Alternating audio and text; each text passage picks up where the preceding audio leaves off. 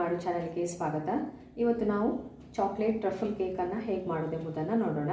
ಅದಕ್ಕಿಂತ ಮೊದಲು ನನ್ನ ಚಾನಲನ್ನು ಹೊಸದಾಗಿ ನೋಡ್ತಿರುವವರು ಮತ್ತು ಸಬ್ಸ್ಕ್ರೈಬ್ ಮಾಡದಿರುವವರು ಪ್ಲೀಸ್ ಸಬ್ಸ್ಕ್ರೈಬ್ ಮಾಡಿ, ಹತ್ತಿರದಲ್ಲಿ ಬರುವಂತಹ ಬೆಲ್ ಬಟನನ್ನು ಒತ್ತಿ. ಆಗ ನಾನು ಮಾಡಿರುವಂಥ ವಿಡಿಯೋಗಳು ನೇರವಾಗಿ ನಿಮ್ಮನ್ನು ತಲುಪ್ತದೆ. ಈಗ ಟ್ರಫಲ್ ಕೇಕ್ ಹೇಗೆ ಮಾಡೋದು ಎಂಬುದನ್ನು ನೋಡೋಣ. ಮೊದಲಿಗೆ ಒಂದು ಬೌಲ್ ತಗೊಳ್ಳಿ. ಅದಕ್ಕೆ ಒಂದು ಸಣ್ಣ ಕಪ್ನಷ್ಟು ಬಟರ್ ಹಾಕ್ಕೊಳ್ಳಿ. ಇದು ಸಾಲ್ಟೆಡ್ ಬಟರ್, ಅಂಗಡಿಯಲ್ಲಿ ಸಿಗುವಂಥ ಬಟರನ್ನು ಹಾಕ್ಕೊಂಡಿದ್ದೇನೆ. ಇದಕ್ಕೆ 1 ಕಪ್ನಷ್ಟು ಶುಗರ್ ಹಾಕ್ಕೊಳ್ತಾ ಇದ್ದೇನೆ. ಅಂದರೆ ಇದು ಒಂದು ಅರ್ಧ ಕಪ್ ಇರ್ಬೋದು. 1/4 ಕಪ್ನಷ್ಟು ಬಟರ್, ಅರ್ಧ ಕಪ್ನಷ್ಟು ಶುಗರ್ ಸ್ವಲ್ಪ ತಗೊಂಡಿದ್ದೇನೆ. ಯಾಕಂದರೆ ನಾನು ಚಾಕ್ಲೇಟ್ ಕೇಕ್ ಮಾಡಿರೋದ್ರಿಂದ ಸ್ವೀಟ್ ಇದ್ದೇ ಇರ್ತದೆ, ಆದ್ದರಿಂದ ನಾನಿಷ್ಟು ಶುಗರ್ ತಗೊಂಡಿದ್ದೇನೆ. ಇದನ್ನು ಚೆನ್ನಾಗಿ ಮೆಲ್ಟ್ ಮಾಡಬೇಕು. ಶುಗರ್ ಮತ್ತು ಬಟರ್ ಚೆನ್ನಾಗಿ ಮಿಕ್ಸ್ ಆಗಬೇಕು, ಕಲರೆಲ್ಲ ಚೇಂಜ್ ಆಗಬೇಕು. ಅಲ್ಲಿಯವರೆಗೆ ಇದನ್ನು ಬೀಟ್ ಮಾಡ್ಕೊಳ್ಬೇಕು, ಅಂದರೆ ಹೀಗೆ ಮಿಕ್ಸ್ ಮಾಡಬೇಕು. ಇಷ್ಟು ಬೀಟ್ ಮಾಡ್ಕೊಳ್ಬೇಕು. ನೋಡಿ, ಶುಗರ್ ಮತ್ತು ಬಟರ್ ಮಿಕ್ಸ್ ಆಗಿದೆ ಒಳ್ಳೆ. ಈಗ ಇದಕ್ಕೊಂದು ಸ್ಟ್ರೈನರ್ ಇಟ್ಕೊಳ್ಳಿ. ನಾನು ತುಂಬ ಕಡೆ ಹೇಳಿದ್ದೇನೆ ಎಲ್ಲ ವಿಡಿಯೋದಲ್ಲಿ ಕೇಕ್ ಹೇಗೆ ಮಾಡೋದು ಅಂತ. ಇದಕ್ಕೀಗ 1 ಕಪ್ನಷ್ಟು ನಾನು ಮೈದಾ ಹಿಟ್ಟನ್ನು ಹಾಕ್ಕೊಳ್ತಾ ಇದ್ದೇನೆ.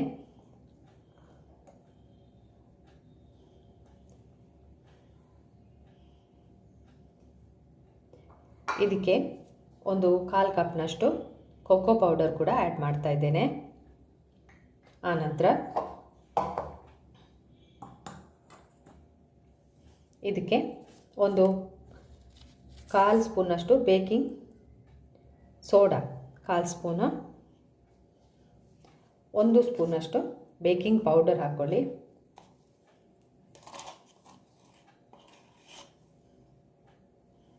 ಎಲ್ಲವನ್ನು ಜರಡಿ ಇಟ್ಕೊಳ್ಬೇಕೀಗ.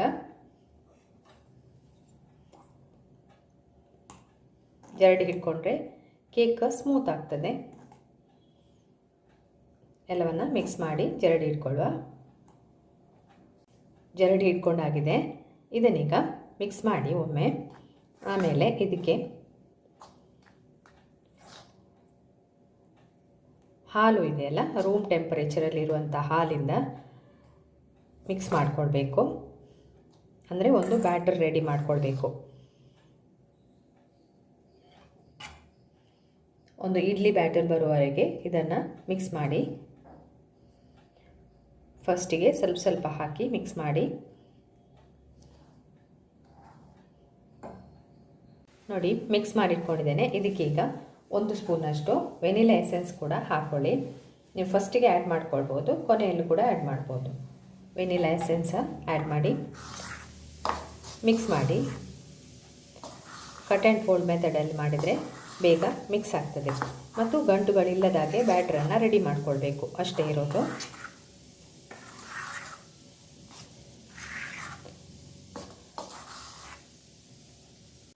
ಟಿನ್ನಿಗೆ ಬಟರ್ ಪೇಪರ್ ಹಾಕಿ ರೆಡಿ ಮಾಡಿ ಇಟ್ಕೊಂಡಿದ್ದೇನೆ. ಈಗ ಇದಕ್ಕೆ ಬ್ಯಾಟ್ರನ್ನು ಹಾಕ್ಕೊಳ್ಳುವ. ಈಗ ಟಿನ್ನಿಗೆ ಕೇಕ್ ಬ್ಯಾಟರ್ ಹಾಕ್ಕೊಳ್ತಾ ಇದ್ದೇನೆ. ನೋಡಿ, ಬ್ಯಾಟರನ್ನು ಟಿನ್ನಿಗೆ ಹಾಕ್ಕೊಂಡಾಗಿದೆ. ಇದನ್ನೊಂದು 2 ಸರಿ ಟ್ಯಾಪ್ ಮಾಡ್ಕೊಳ್ಳಿ. ಏರ್ ಬಬಲ್ಸ್ ಇದ್ರೆಲ್ಲ ಹೋಗ್ತದೆ. ಇದನ್ನೊಂದು 20ರಿಂದ 25 ನಿಮಿಷದವರೆಗೆ ಬೇಕ್ ಮಾಡ್ಕೊಳ್ತೇನೆ. ಹಳೆ ವಿಡಿಯೋವನ್ನು ನೋಡಿ ಕನ್ಫ್ಯೂಷನ್ ಆದರೆ ಅದರಲ್ಲಿ ನಾನು ಯಾವ ರೀತಿ ಇದನ್ನು ಬೇಕ್ ಮಾಡ್ತೇನೆ ಎಂಬುದನ್ನು ಹೇಳಿದ್ದೇನೆ. ಅದೇ ಥರ ಮಾಡ್ಕೋಬೋದು. ಕೇಕ್ ನೋಡಿ ಬೇಕಾಗಿದೆ, ಸ್ವಲ್ಪ ಬಿಸಿ ಇದೆ ಇದು. ನೀವು ಬೇಕಾಗಿದೆ ಅಂತ ನೋಡಲಿಕ್ಕೆ ಒಂದು ಟೂತ್ ಪಿಕ್ಕಿಂದ ಈ ಥರ ಮಿಡ್ಲಿಗೆ ಹಾಕ್ಕೊಳ್ಳಿ. ಸ್ಟಿಕ್ಕಿಗೆ ಏನು ಅಂಟ್ಕೊಳ್ಳೋದಿದ್ರೆ ಇದು ಆಗಿದೆ ನೋಡಿ. ಈಗ ಚೆನ್ನಾಗಿ ಬಂದಿದೆ, ಸ್ಟಿಕ್ಕಲ್ಲಿ ಏನು ಅಂಟ್ಕೊಳ್ಳಿಲ್ಲ. ಇದೀಗ ಆಗಿದೆ. ಇದಕ್ಕೀಗ ಇದನ್ನು ತಣಿಸ್ಬೇಕು ನಾವು. ಅದಕ್ಕಾಗಿ ಒಂದು ಬಟ್ಟೆಯನ್ನು ಮುಚ್ಚಿಡಿ. ಇದನ್ನು ತಣಿಲಿಕ್ಕೆ ಬಿಡಬೇಕು. ತಣಿಯದೆ ಟಿನ್ನಿಂದ ಕೇಕನ್ನು ರಿಮೂವ್ ಮಾಡ್ಕೋಬೇಡಿ.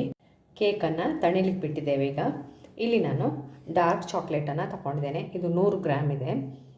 ಇದನ್ನು ಕಟ್ ಮಾಡ್ಕೊಳ್ಳಿ, ಚಿಕ್ಕ ಚಿಕ್ಕ ಪೀಸ್ ಮಾಡ್ಕೊಳ್ಳಿ. ಯಾಕೆಂದರೆ ಇದನ್ನು ಮೆಲ್ಟ್ ಮಾಡ್ಕೊಳ್ಬೇಕು.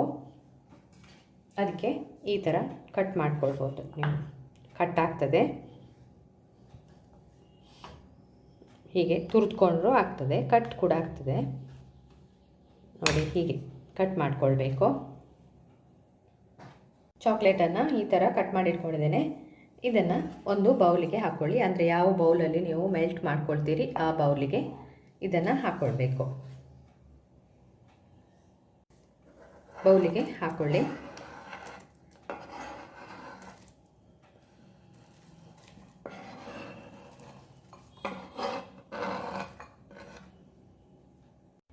ಇಲ್ಲೀಗ ನಾನು 100 ಗ್ರಾಮ್ನಷ್ಟು ಡಾರ್ಕ್ ಚಾಕ್ಲೇಟ್ ತೊಗೊಂಡಿದ್ದೇನೆ.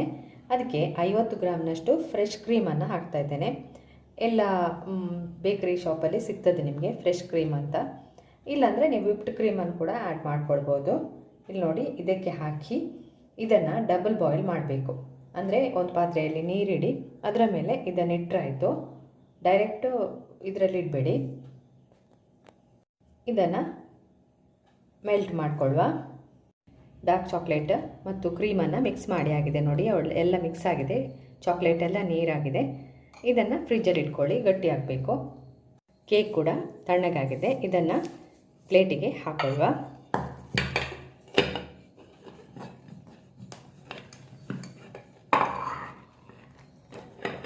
ನೋಡಿ, ತುಂಬ ಸುಲಭವಾಗಿ ಬರ್ತಾ ಇದೆ.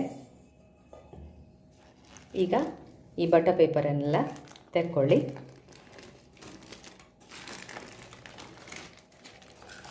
ಇಲ್ಲಿ ಹೀಗೆ ಆದರೆ ತೊಂದರೆ ಇಲ್ಲ, ಇದನ್ನು ಕಟ್ ಮಾಡಿ ತೆಗೆದ್ರೆ ಆಯಿತು.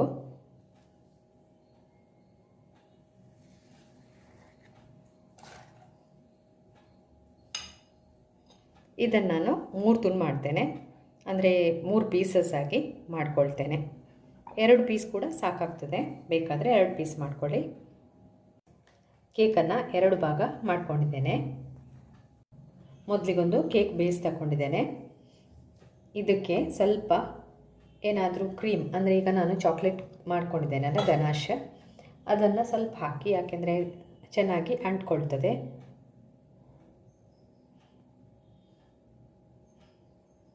ಹಾಕಿದ ನಂತರ ಒಂದು ಪೀಸನ್ನು ಇದರ ಮೇಲೆ ಇಟ್ಕೊಳ್ಬೇಕು. ಈ ಪೀಸನ್ನು ನಾನು ಹೀಗೆ ಇಟ್ಕೊಳ್ತಿದ್ದೇನೆ. ಇದರ ಮೇಲ್ಗಡೆ ಈಗ ಶುಗರ್ ಸಿರಪನ್ನು ಹಾಕ್ಕೊಳ್ಳುವ. ಸರಿ, ಮಿಡ್ಲಲ್ಲಿ ಇಟ್ಬಿಡಿ. ಶುಗರ್ ಸಿರಪ, ಶುಗರ್ ಮತ್ತು ನೀರು, ಇಲ್ಲಾಂದರೆ ಹಾಲು ಮತ್ತು ಶುಗರನ್ನು ಕೂಡ ಹಾಕ್ಬೋದು. ಎಲ್ಲ ಕಡೆ ಸ್ಪ್ರೆಡ್ ಮಾಡಿ.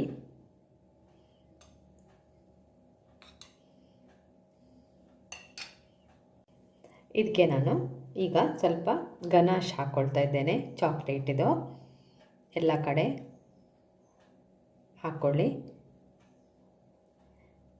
ಅದೇ ರೀತಿ ಸ್ವಲ್ಪ ವಿಪ್ಡ್ ಕ್ರೀಮನ್ನು ಕೂಡ ಹಾಕ್ತೇನೆ. ನೀವು ಒಂದನ್ನು ಯಾವುದನ್ನಾದರೂ ಹಾಕ್ಕೋಬೋದು. ವಿಪ್ಡ್ ಕ್ರೀಮ್ ಯೂಸ್ ಮಾಡೋದು ಬೇಡ ಅಂತ ಹೇಳಿದರೆ ಖಾಲಿ ಚಾಕ್ಲೇಟ್ ಗನಾಶನ್ನು ಹಾಕ್ಬೋದು. ಸ್ವಲ್ಪ ವಿಪ್ಡ್ ಕ್ರೀಮನ್ನು ಹಾಕ್ತೇನೆ, ಟೇಸ್ಟ್ ಚೆನ್ನಾಗಿರ್ತದೆ ಅಂತ. ಬೇಕಾಗಿಲ್ಲ, ನೀವು ಚಾಕ್ಲೇಟ್ ಕೂಡ ಹಾಕೋಬೋದು. ಎಲ್ಲ ಕಡೆ ಸ್ಪ್ರೆಡ್ ಮಾಡಿ. ಒಳ್ಳೆ ಕಲರ್ ಕೂಡ ಬರ್ತದೆ ನೋಡಿ ಚಾಕ್ಲೇಟ್ ಇದು.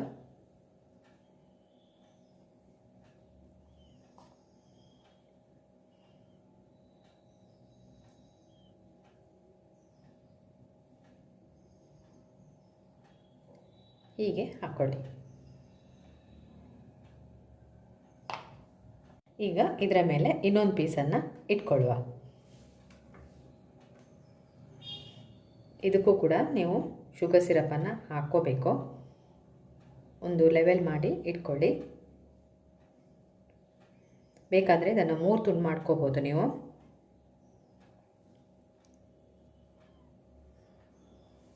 ಇದರ ಮೇಲೆ ಕೂಡ ಶುಗರ್ ಸಿರಪನ್ನು ಹಾಕಬೇಕು. ಟೇಸ್ಟ್ ಚೆನ್ನಾಗಿರ್ತದೆ, ಅಷ್ಟೇ ಅಲ್ಲ ಮೆತ್ತಗೂ ಆಗ್ತದೆ. ಸ್ವಲ್ಪ ಸ್ವಲ್ಪನೇ ನೋಡಿ ಹೀರ್ಕೊಳ್ತಾ ಇದೆ. ಹೀಗೆ ಹಾಕಿ ಎಲ್ಲ ಕಡೆ. ಈಗ ಇದರ ಮೇಲೆ ಚಾಕ್ಲೇಟ್ ಗನಾಶನ್ನು ಹಾಕ್ಕೊಳ್ತೇನೆ. ನೋಡಿ ಗಟ್ಟಿಯಾಗಿದೆ. ಇನ್ನೂ ಸ್ವಲ್ಪ ಗಟ್ಟಿ ಬೇಕಾದರೆ ಮಾಡ್ಕೊಳ್ಬೋದು. ಫ್ರಿಜ್ಜಲ್ಲಿಟ್ಟರೆ ಆಯಿತು. ಹೀಗೆ ಎಲ್ಲ ಕಡೆ ಹಾಕ್ಕೊಳ್ಬೇಕು. ವಿಪ್ಡ್ ಕ್ರೀಮ್ ಇಲ್ಲದೆ ನೀವು ಕೇಕನ್ನು ಮಾಡ್ಕೊಳ್ಬೋದು. ಅದು ಚಾಕ್ಲೇಟ್ ಗನಾಶ್ ಹೇಳಿದರೆ ಎಲ್ರಿಗೂ ಚಾಕ್ಲೇಟ್ ಅಂದರೆ ತುಂಬ ಇಷ್ಟ. ಇದನ್ನು ಈಗ ಎಲ್ಲ ಕಡೆ ಅಂದರೆ ಇದರ ಸೈಡ್ ಕೂಡ ಹಾಕಬೇಕು.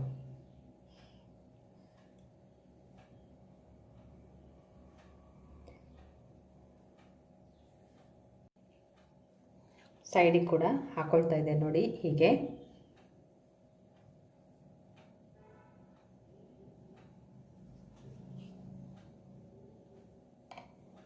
ನೋಡಿ ಎಲ್ಲ ಕಡೆ ಹಾಕ್ಕೊಂಡಾಗಿದೆ.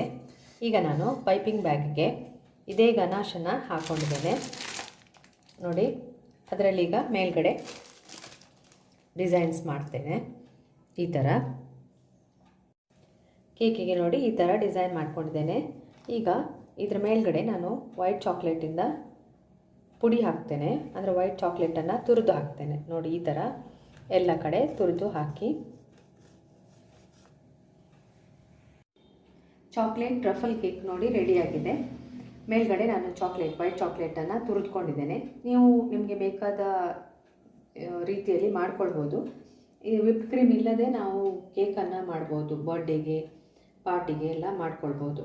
ಮಿಡ್ಲಲ್ಲಿ ನಾನಂದರೆ ಕೇಕಿನ ಮಧ್ಯಭಾಗದಲ್ಲಿ ವಿಪ್ ಕ್ರೀಮ್ ಹಾಕಿದ್ದೇನೆ. ಇದಕ್ಕೆ ನೀವು ಹಾಕದೆ ಖಾಲಿ ಗನಾಶ್ ಮಾತ್ರ ಹಾಕ್ಬೋದು.